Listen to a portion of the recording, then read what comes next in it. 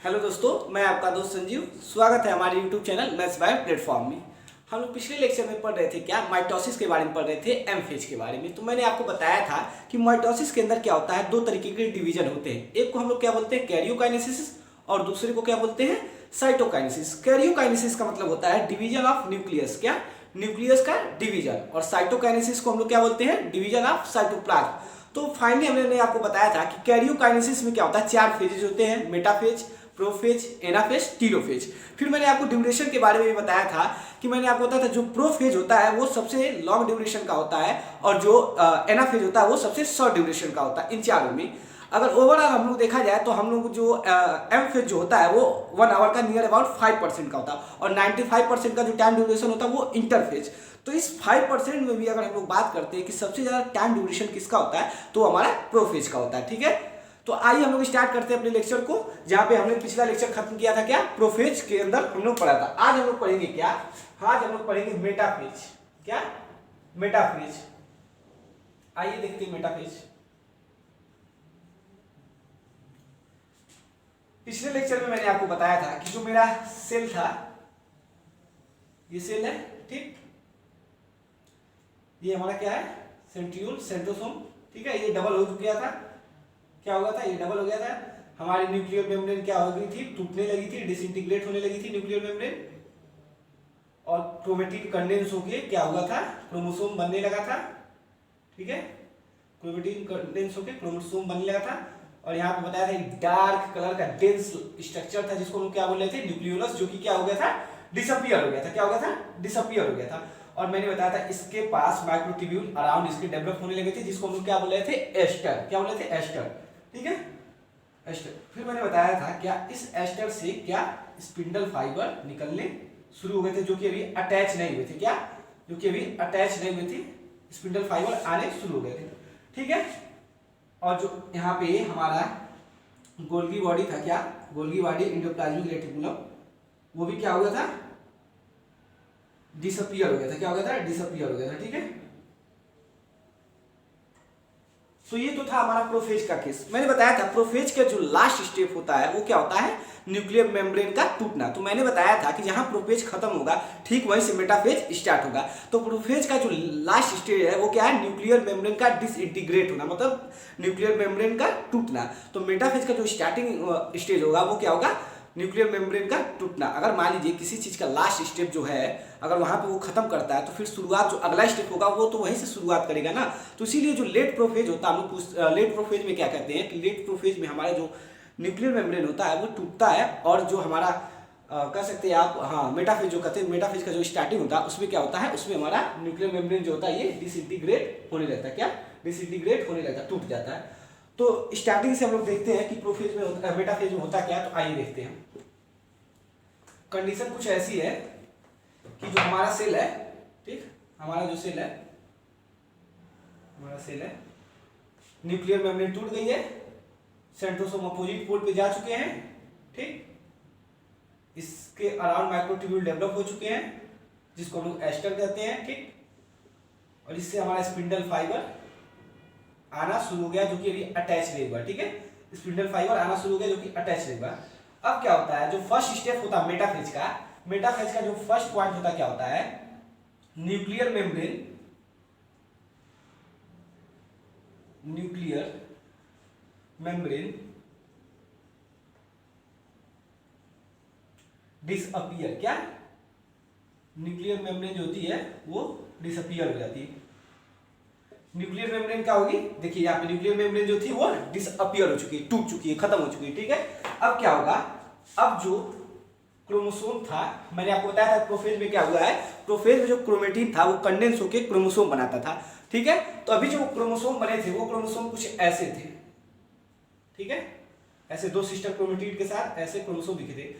अब जो मेटाफेज में जो क्रोमोसोम हमको भी देखने को मिलेगा वो फुली कंडेंस होगा। क्या, फुली कंडेंस होगा। ठीक है, पूरा कंडेंस होगा, ऐसे नहीं, मतलब इसको और ज्यादा भी कंडेंस, मेटाफेज में वेल डेवलप हो जाएगा हमारा क्रोमोसोम और फुली कंडेंस फॉर्म में हो जाएगा। तो क्या होगा, क्रोमोसोम फुली कंडेंस। क्या, जो नेक्स्ट पॉइंट है हमारा मेटाफेज में, क्या, क्रोमोसोम फुली कंडेंस। ठीक, condense with to sister chromatid, क्या विथ टू सिस्टर क्रोमेटिड। अब देखिएगा क्या होगा। अब मेटाफेज के अंदर बात करें, मेटाफेज में हमारा क्रोमोसोम जो था वो फुली कंडेंस हो गया है और ये हमारा क्या है, ये सेंट्रोमियर है बीच में, ठीक है। मेटाफेज में क्या हुआ है कि हमारा जो क्रोमोसोम है वो फुली कंडेंस हो चुका है और जो हमारा स्पिंडल फाइबर है, अब क्या होगा देखिएगा। अब एक स्ट्रक्चर है, ये हमारा सेंट्रोमियर है, मान लीजिए इस सेंट्रोमियर पे क्या था, एक प्रोटीन का डिस्क लाइक शेप, क्या प्रोटीन का डिस्क लाइक शेप बनता है, ठीक है, जिसको हम लोग क्या बोलते हैं, काइनेटोकोर। क्या बोलते हैं, काइनेटोकोर। इसको हम लोग क्या बोलते हैं, इसको हम लोग बोलते हैं काइनेटोकोर, ठीक है। तो होता क्या है कि जो हमारा स्पिंडल फाइबर होता है वो आके हमारे इस काइनेटोकोर से, क्या इस काइनेटोकोर से अटैच होता है। क्या होता है, अटैच होता है, ठीक है। जो हमारा ये स्पिंडल फाइबर है, ये स्पिंडल फाइबर आके इस काइनेटोकोर से अटैच होता है, ठीक, ऐसे अटैच होता है। तो वो बात क्या करते हैं, जो थर्ड पॉइंट की बात करते हैं हम, क्या काइनेटोकोर डेवलप, क्या kinetochore develop which is disc like shape, क्या which is disc, small disc like shape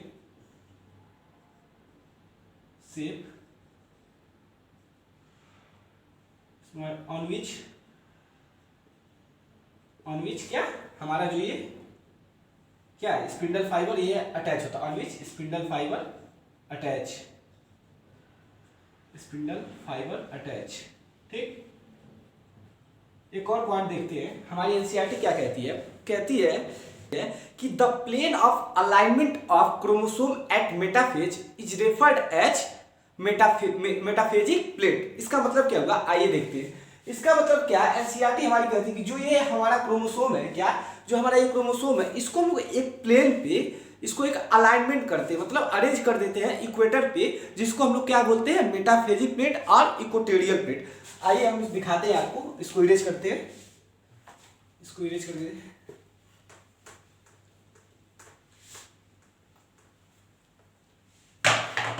मान लीजिए क्या ये हमारा सेल है, ठीक, सेल का इक्वेटर किसको कहा जाता है, सेंटर को, ठीक है, सेंटर, ये जो सेंटर है ये इक्वेटर है सेल का, ठीक है, ये इक्वेटर है। ये हमारा क्या है, ये है हमारा सेंट्रोसोम, क्या सेंट्रोसोम। इसके चारों तरफ क्या एस्टर, हमारे स्पिंडल फाइबर डेवलप हो चुके हैं, जिसको हम लोग क्या बोलते हैं, एस्टर, ठीक। इससे क्या होगा, हमारा स्पिंडल फाइबर निकलते हैं, क्या स्पिंडल फाइबर निकलते हैं, ठीक। तो एनसीईआरटी क्या कहती है the plane of alignment of chromosome at metaphase is referred as metaphasic plate. मतलब कि जो हमारा ये क्रोमोसोम है, क्या ये जो हमारा क्रोमोसोम है, ठीक, ये क्रोमोसोम है, इसको हम लोग क्या करते हैं, जो काइनेटोकोर हमारा होता है उससे स्पिंडल फाइबर आके अटैच होते हैं, क्या स्पिंडल फाइबर आके अटैच होते हैं, क्या अटैच होते हैं, किस पे अटैच होते हैं, काइनेटोकोर पे। काइनेटोकोर पे क्या होते हैं, अटैच होते हैं, ठीक। ये हमारा काइनेटोकोर है मान लीजिए, ठीक, ये हमारा काइनेटोकोर है, स्मॉल डिस्क लाइक शेप, ठीक।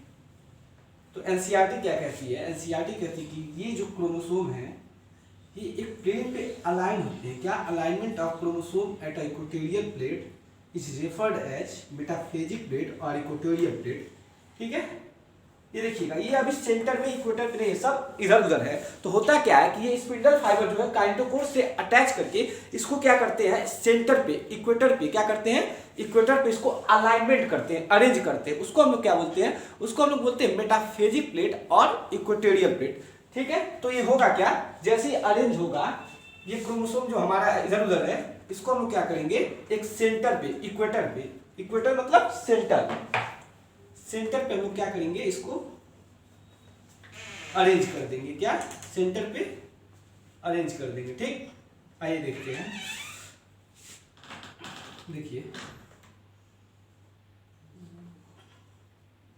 ये हमारा जब अरेंजमेंट इसका हो जाएगा तो जो है हमारे स्पिंडल फाइबर है, ये स्पिंडल फाइबर जाके काइनेटोकोर से कुछ ऐसे अरेंज होके इनको अपनी तरफ सेंटर पे क्या करेंगे, अट्रैक्ट करेंगे। ठीक है, सेंटर पे क्या करेंगे, अट्रैक्ट करेंगे। ठीक है, अट्रैक्ट करेंगे। कुछ ऐसे भी स्पिंडल फाइबर होते हैं जो क्रोमोसोम पे नहीं अटैच होते हैं, सीधा से सीधा सेंट्रोसोम पे ही चले जाते हैं। इनके बारे में भी हम लोग बात करेंगे।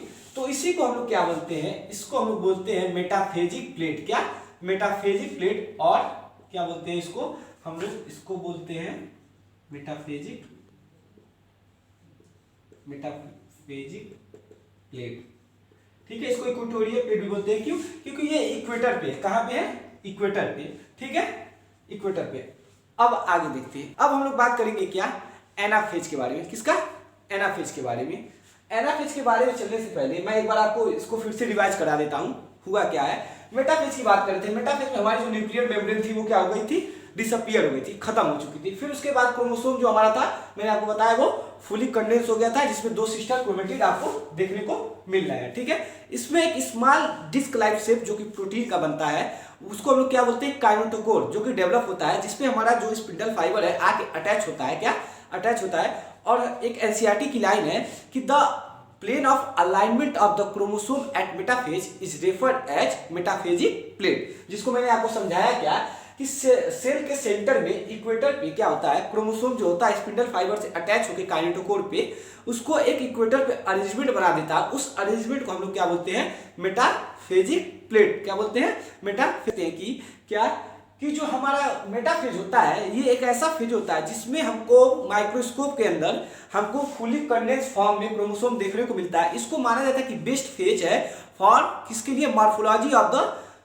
क्रोमोसोम। क्रोमोसोम के मॉर्फोलॉजी के लिए जो बेस्ट फेज माना जाता है वो मेटाफेज माना जाता है। क्यों, क्योंकि मेटाफेज में जो हमारा क्रोमोसोम है वो फुली कंडेंस हो गया। क्या, तो आप लिख सकते हैं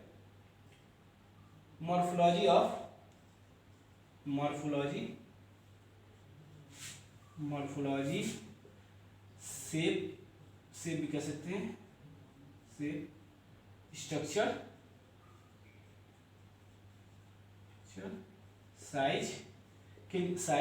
इसके लिए बेस्ट फेज कौन सा होता है, हमारा मेटाफेज होता है, साइज। ठीक है, मॉर्फोलॉजी शेप स्ट्रक्चर साइज के लिए जो हमारा बेस्ट फेज होता है वो कौन सा होता है, मेटाफेज होता है। क्योंकि मेटाफेज के अंदर हमको आसानी से ये देखने को मिल जाता है। अगर हम लोग इसको किसमें देखेंगे, हम लोग इसको माइक्रोस्कोप में अगर स्टडी करेंगे तो जो मेटाफेज है इसके अंदर हमको क्रोमोसोम फुली कंडेंस फॉर्म में होता है, जिसकी वजह से इसको हम लोग आसानी से इसका स्ट्रक्चर, इसका शेप, साइज हम लोग देख सकते हैं, इसके मॉर्फोलॉजी को हम लोग पढ़ सकते हैं। ठीक, अब हम लोग बात करेंगे क्या, प्रोफेज पढ़ चुके, मेटाफेज पढ़ चुके, अब हम लोग चलेंगे एनाफेज। क्या, एनाफेज में। तो आइए चलते हैं एनाफेज के बारे में देखते हैं।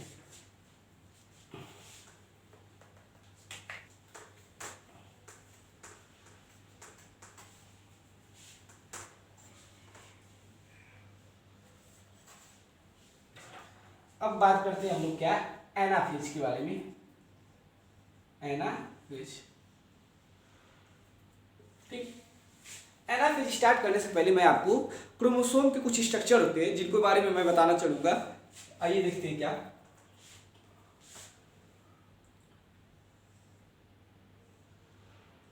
ठीक है। हम कुछ क्रोमोसोम के स्ट्रक्चर बना रहे हैं आप लोग को दिखाने के लिए। ठीक,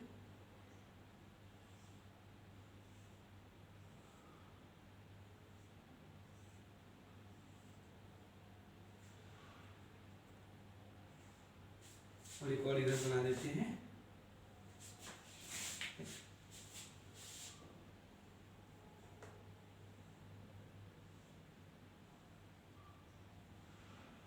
ठीक, ये कुछ टाइप्स ऑफ क्रोमोसोम होते हैं जिनके बारे में मैं आपको बताऊंगा बिफोर एनाफेज हम लोग स्टार्ट करेंगे। ठीक है, यहाँ पे क्या होता है, हमारा सेंट्रोमियर होता है। इसका सेंट्रोमियर देखिएगा क्या, यहाँ सेट है, और इसका सेंट्रोमियर कहाँ, यहाँ पे है, और इसका सेंट्रोमियर यही है। ठीक है, तो इसको हम लोग क्या बोलते हैं, इसको हम लोग बोलते हैं मेटासेंट्रिक। क्या, मेटासेंट्रिक। मेटा मतलब बीच में, क्या, मेटासेंट्रिक। जो हमारा सेंट्रोमियर है वो बिल्कुल बीच में है। ठीक है, मेटा। इसको हम लोग बोलते हैं क्या, सब मेटासेंट्रिक। क्या, सब मेटासेंट्रिक। इसको हम लोग क्या बोलते हैं, एक्रोमेटासेंट्रिक। क्या, एक्रोमेटासेंट्रिक। एक्रोमेटा सेंट्रिक, ठीक, एक्रोमेटा सेंट्रिक, ठीक। इसको हम लोग क्या बोलते हैं, इसको हम लोग बोलते हैं, इसको टीलोसेंट्रिक, क्या, टीलोसेंट्रिक, टीलोसेंट्रिक।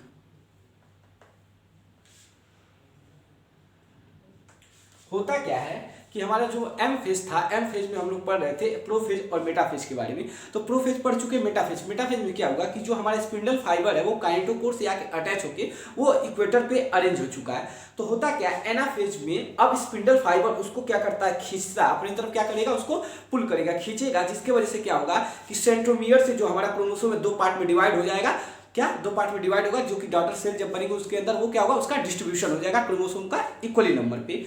तो हम लोग एनाफेज में पढ़ने लिखते हैं तो क्या होता है, जो ये मेटासेंट्रिक है, अगर इसको हम लोग देखते हैं, आप अगर मान लीजिए ऐसे, ये क्रोमोसोम मेटासेंट्रिक, बीच में क्या है, बीच में हमारा क्या है, सेंट्रोमियर, क्या है, सेंट्रोमियर बीच में, ठीक है, सेंट्रोमियर बीच में।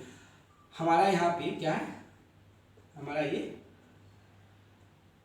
एस्टर है, जिससे क्या हो रहा है, हमारा स्पिंडल फाइबर आ रहा है, ठीक है, ऐसे ये भी यहाँ से होगा, ठीक है। ये स्पिंडल, जब ये स्पिंडल फाइबर क्या करेगा, इसको खींचेगा, क्या करेगा, इसको जब खींचेगा वो, तो क्या होगा, हमारा जो क्रोमोसोम होगा वो कुछ ऐसे हो जाएगा, क्या, वो कुछ ऐसे हो जाएगा, क्या होगा, ऐसे हो जाएगा, ठीक है। जब सेंटर से हम लोग किसी भी चीज को, जब सेंटर से, मान लीजिए इसको हम लोग सेंटर से ऐसे खींचेंगे तो ये क्या होगा, ये अपनी तरफ क्या होगा, डाइवर्ट होगा, ठीक है, डाइवर्ट होगा, क्या होगा, डाइवर्ट। तो इसी को हम लोग क्या बोलते हैं, इसको हम लोग बोलते हैं सब मेटासेंट्रिक। तो इसको हम लोग क्या बोलते हैं, मेटासेंट्रिक, क्या बोलते हैं, मेटासेंट्रिक। अगर इसका हम लोग देखिए, क्या, इसका, तो ये कैसा हो जाएगा, देखिएगा, इसको इरेज करते हैं,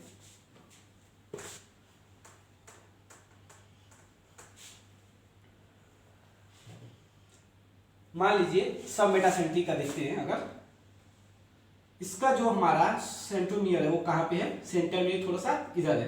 तो इसको जब अगर हम लोग खींचते हैं, इसको अगर हम लोग क्या करेंगे, खींचेंगे, तो ये हमारा जो कुछ स्ट्रक्चर होगा वो ऐसे हो जाएगा, क्या, ऐसे हो जाएगा, ठीक है। इसको हम लोग क्या बोलते हैं, एल शेप, क्या बोलते हैं, एल शेप। और जो ये हमारा मेटासेंट्रिक वाला था, जो मेटासेंट्रिक वाला था, इसको हम लोग क्या बोलते हैं, वी शेप, ऐसे कुछ ऐसे हो जाता है, इसको हम लोग क्या बोलते हैं, वी शेप, ठीक। ये हमारा क्या, एल शेप। अगर इसका देखते हैं, क्या, एक्रोसेंट्रिक का, एक्रोमेटासेंट्रिक का देखते हैं क्या होता है,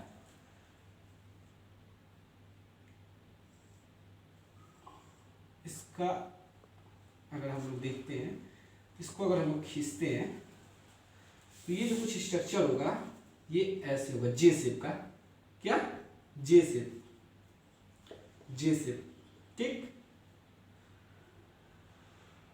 जे शेप। अब बात करते हैं क्या, टीलोसेंट्रिक के बारे में। अगर टीलोसेंट्रिक को आप देखेंगे, ये कैसा है, इसका तो एकदम यहीं पे है, इसका जो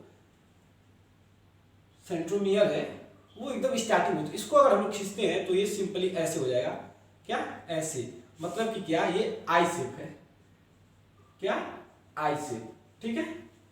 अब हम लोग बात करते हैं क्या, एनाफेज की। ये कुछ टाइप्स मैंने बताया कि क्रोमोसोम के कुछ टाइप्स होते हैं। अगर जो सेंट्रोमियर है वो इक्वल बीच में सेंटर में है सेंट्रोमियर, तो उसको हम लोग बोलते हैं मेटासेंट्रिक। थोड़ा सा जस्ट एबव है उसको सब मेटासेंट्रिक, उससे थोड़ा सा और एबव है एक्रोमेटासेंट्रिक, और एकदम ये स्टार्टिंग में एकदम टॉप पे है जिसको हम लोग क्या बोलते हैं, टीलोसेंट्रिक। अगर मैंने बताया कि क्या होगा, हमारा एनाफेज में स्पिंडल फाइबर क्या है, आके सेंट्रोमियर के काइनेटोकोर पे अटैच है। जब इसको पुल करेंगे, खींचेंगे, अपनी तरफ अट्रैक्ट करेंगे, तो ये क्या होगा, ये डाइवर्ज हो जाएगा, क्या होगा, डाइवर्ज होके कुछ ऐसे structure B shape, L shape, J shape, I shape में कन्वर्ट हो जाएगा, ठीक है। अब हम लोग स्टार्ट करते हैं क्या, अपना एनाफेज को।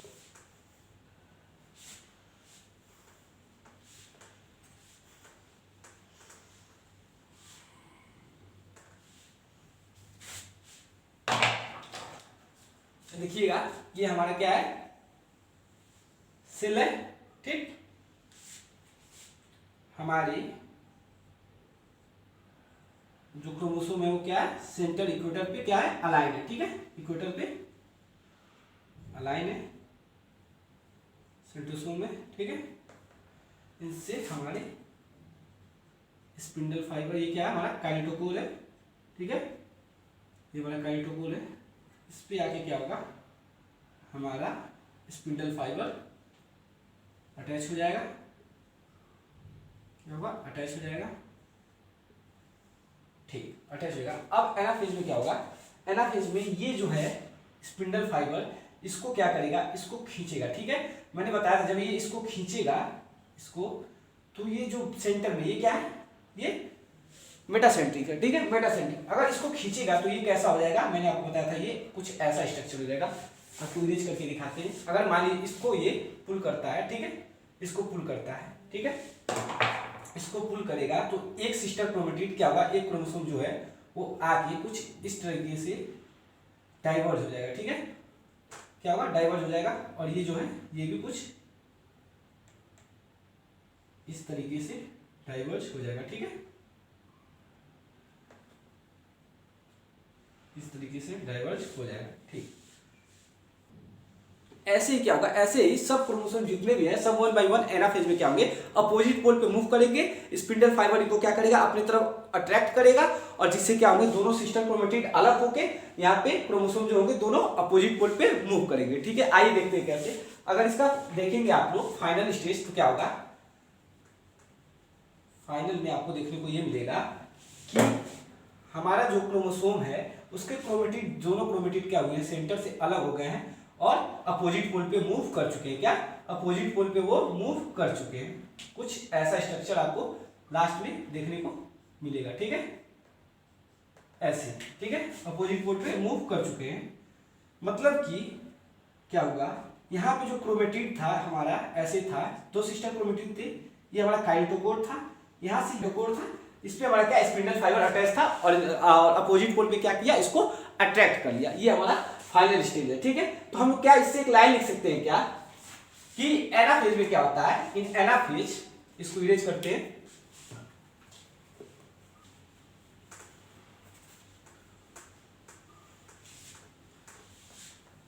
इससे हम लोग क्या एक पॉइंट लिख सकते हैं, क्या, ऑल क्रोमोसोम, क्या, ऑल क्रोमोसोम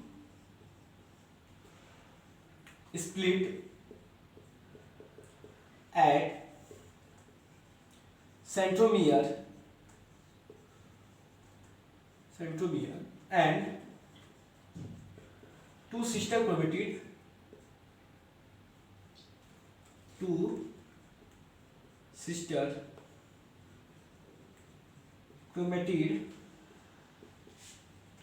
सेपरेट। क्या, दोनों सिस्टर क्रोमेटिड सेपरेट। मैंने आपको अभी दिखाया क्या, कि ये हमारा क्रोमोसोम था। ठीक है, ये हमारा क्या काइटोकोर था, इस पे हमारा आके क्या स्पिंडल फाइबर अटैच था, और हमको जो लास्ट में देखने को स्टेज मिला वो कुछ ऐसे, दोनों सिस्टर क्रोमेटिड क्या थे, अलग हो चुके थे। क्या, अलग हो चुके। तो इसका मतलब ये हुआ कि जितने भी क्रोमोसोम थे, all chromosome split at centromere, centromere से क्या वो स्प्लिट हो गए, और क्या हुए, दोनों सिस्टर क्रोमेटिड सेपरेट हो गए। ये देखिए, दोनों सिस्टर क्रोमेटिड, एक हो गया, ये दो हो गया, ये दोनों सिस्टर क्रोमेटिड क्या हो गए, स्प्लिट हो चुके। ठीक है, अब दूसरे पॉइंट पर हम देखते हैं, क्या देखा था, क्या कि मेटाफेज में क्या, इन मेटाफेज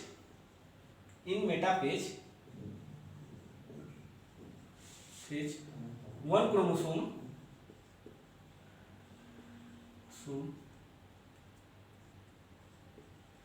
इक्वल टू क्या, टू सिस्टर क्रोमेटिड। क्या, टू सिस्टर क्रोमेटिड। ठीक है, मेटाफेज में क्या था कि जो हमारा एक क्रोमोसोम था उसमें दो सिस्टर क्रोमेटिड, लेकिन आफ्टर स्प्लिट, क्या, after split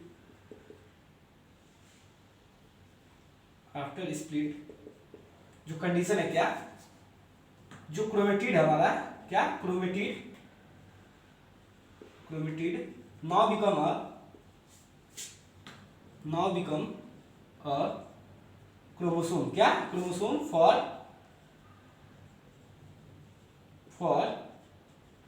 future daughter cell. क्या, फ्यूचर डॉटर सेल के लिए जो ये क्रोमेटिड है वो क्या हो गया है, डॉटर सेल। ठीक है, इसका मतलब क्या होगा कि अगर मेटाफेज की बात करें, मेटाफेज में हमको क्या, जो एक क्रोमोसोम है, इस एक क्रोमोसोम में दो सिस्टर क्रोमेटिड थी, लेकिन जैसे इसका एनाफेज देखा, एनाफेज में जब स्प्लिट होता है तो ये जो हमारा एक सिस्टर क्रोमेटिड है ये क्या हो गया, ये एक क्रोमोसोम बन गया, जो कि सिस्टर, ये जो कि क्या डॉटर सेल में क्या होगा, डिस्ट्रीब्यूट हो जाएगा। देखिए यहाँ पे क्या, यहाँ पे जो क्रोमेटिड है, एक सिस्टर क्रोमेटिड ये, दूसरा ये दोनों क्या अब क्रोमोसोम बन चुका है। लेकिन मेटाफेज में ये दोनों एक ही में था और एक क्रोमोसोम था। ठीक, अब आइए देखते हैं अगला पॉइंट, क्रोमोसोम क्या, स्पिंडल फाइबर, क्या spindle fibre, spindle fibre fibre move, spindle fibre move chromosome to opposite pole, क्या टू अपोजिट पोल्स। जैसा कि अभी हम लोग देख रहे हैं क्या कि जो हमारा क्रोमोसोम है उसको स्पिंडल फाइबर क्या किया, अटैच करके दोनों अपोजिट पोल्स पे क्या किया है, भेज दिया। ठीक है, अब हम लोग बात करेंगे क्या, टीलोफेज के बारे में। लास्ट जो हमारा है वो क्या है, टीलोफेज, जो कि लास्ट फेज है। आइए उसके बारे में हम लोग देखते हैं टीलोफेज क्या होता है।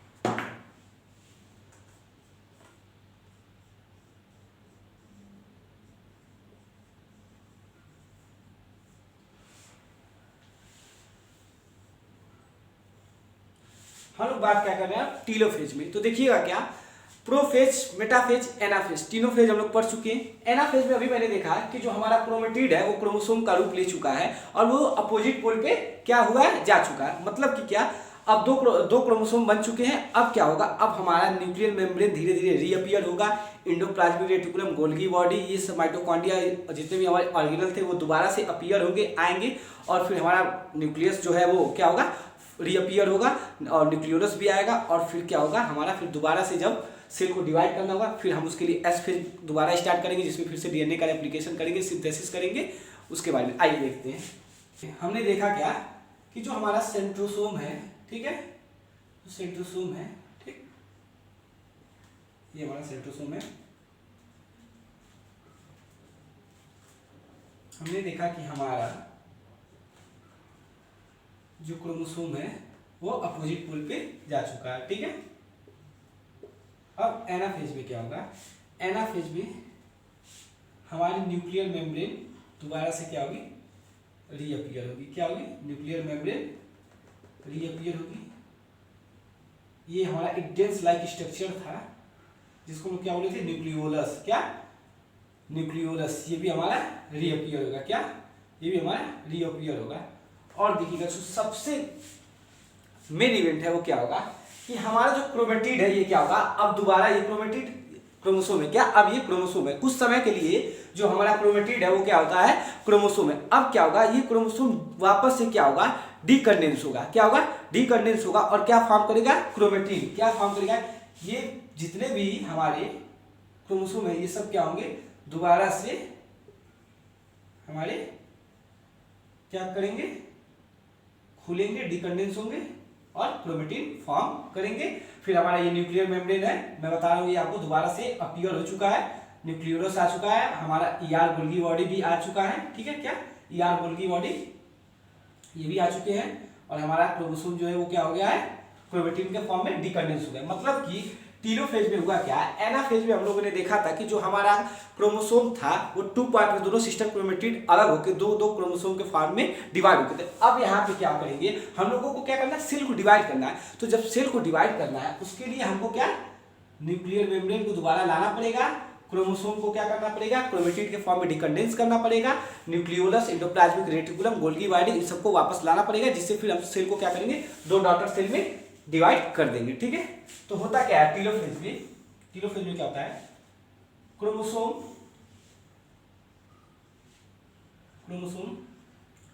स्टार्ट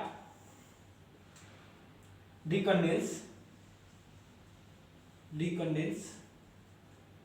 टू फॉर्म क्या, क्रोमेटिन, टू फॉर्म क्रोमेटिन। ठीक है, दूसरा इवेंट क्या मैंने बताया आपको, ईआर गोल्गी बॉडी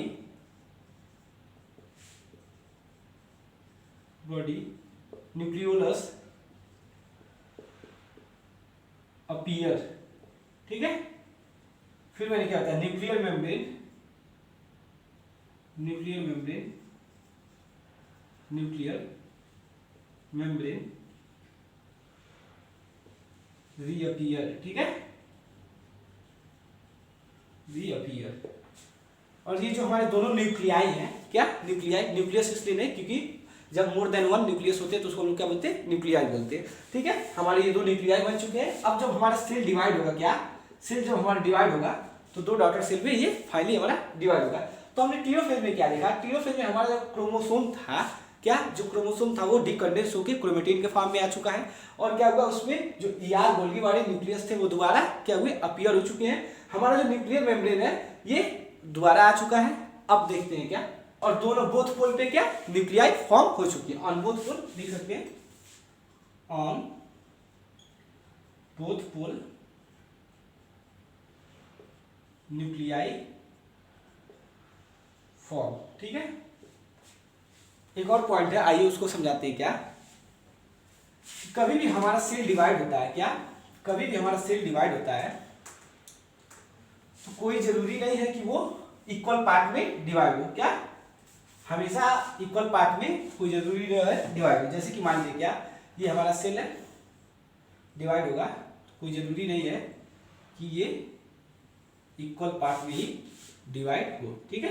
कभी कभी हमारा सेल क्या होता है, कभी कभी हमारा सेल जो है ये ऐसे ऐसे भी हो जाता है, ठीक है, ऐसे ऐसे। याद कीजिए हम लोग प्लांट के केस में क्या पढ़ते हैं कि हमारा जो एक सेल छोटा होता है एक सेल बड़ा होता है। क्यों जनरली ये होता क्यों है कि जो हमारा जो सेल होता है वो उसको न्यूट्रिशन देता है, क्या उसको ज़्यादा न्यूट्रिशन की खाने की जरूरत होती है। उसके ग्रोथ के लिए हम लोग क्या करते हैं, हमारा जो एक सेल होता है वो छोटा होता है एक बड़ा होता है। तो हम लोग इसको जो बोलते हैं इसको क्या बोलते हैं, इसको हम लोग बोलते हैं साइमेट्रिकल, क्या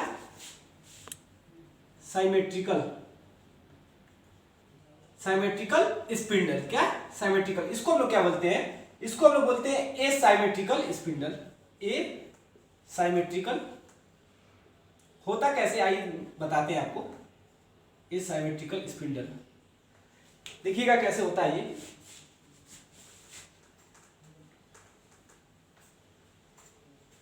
नॉर्मल मैंने अभी आपको दिखाया कि नॉर्मल सेल में क्या होता है कि हमारा ये सेल है, इसके अंदर हमारा क्या ये सेंट्रोसोम है, ठीक है। हमारा जो स्पिंडल है, क्या हमारा जो स्पिंडल का अरेंजमेंट है, ठीक है, वो सेंटर में, क्या सेंटर में होता है, जिसकी वजह से हमारा जो सेल होता है वो टू इक्वल पार्ट में डिवाइड होता है। लेकिन जिसमें एसाइमेट्रिकल होता है उसमें क्या होता है, सेल को ग्रोथ के लिए ज्यादा न्यूट्रिशन की जरूरत होती है, जो कि जो छोटा सेल होता है उसको क्या करता है प्रोवाइड कराता है। तो होता क्या है एसाइमेट्रिकल में, एसाइमेट्रिकल सेल की बात करें, एसाइमेट्रिकल में होता है ये हमारा मान लीजिए सेल है। सेल में हमारा क्या होता है, यहाँ पे एक बड़ा सा वैक्यूल आ जाता है। प्लांट सेल में आपने पढ़ा होगा वैक्यूल, ठीक है। क्या होता है सेल में एक बड़ा सा वैक्यूल होता है जिसके वजह से हमारा जो सेल बनता है, सेंट्रोसोम जो बनता है, क्या जो सेंट्रोसोम बनता है वो हमारा क्या बनता है वैक्यूल के नीचे से बनता है, ठीक है। कहां से बनता है, वैक्यूल के नीचे से बनता है, ठीक है, ऐसे है। तो मैंने आपको बताया, पता है आप लोगों को कि सेल हमेशा कहां से डिवाइड करता है, हमेशा स्पिंडल फाइबर के सेंटर से। तो हमारा जो सेल होता है इस केस में कुछ ऐसे होता है, क्या कुछ ऐसे डिवाइड होता है, ठीक है। इसको हम लोग क्या बोलते हैं एसाइमेट्रिकल, क्या बोलते हैं एसाइमेट्रिकल। तो इस तरीके से हमने चारों फेजेस के बारे में पढ़ लिया, क्या प्रोफेज, मेटाफेज, एनाफेज, टीलोफेज। हमारा जो कैरियोकाइनेसिस था मतलब डिवीजन ऑफ जो न्यूक्लियस था वो कंप्लीट हो गया। अब हम लोग क्या पढ़ेंगे साइटोकाइनेसिस। साइटोकाइनेसिस मतलब डिवीजन ऑफ साइटोप्लाज्म के बारे में कि अब साइटोप्लाज्म का डिवीजन कैसे होगा। अभी तक तो हम लोगों ने न्यूक्लियस का डिवीजन कर लिया, न्यूक्लियर मेम्ब्रेन वापस आ चुकी है, ईआर गोल्गी बॉडी और हमारा न्यूक्लियोलस दोबारा रीअपीयर हो चुका है, और जो हमारा सेंट्रोसोम था वो क्या हो गया, वो भी डबल हो चुका, दोनों अपोजिट पोल पे जा चुके हैं। तो इस तरीके से हम लोगों ने पढ़ लिया। अब अगले लेक्चर में हम लोग क्या पढ़ेंगे कि साइटोकाइनेसिस क्या होता है, इसके बारे में हम लोग डिटेल से पढ़ेंगे। तब तक के लिए आप लोग पढ़ते रहिए, बाय बाय।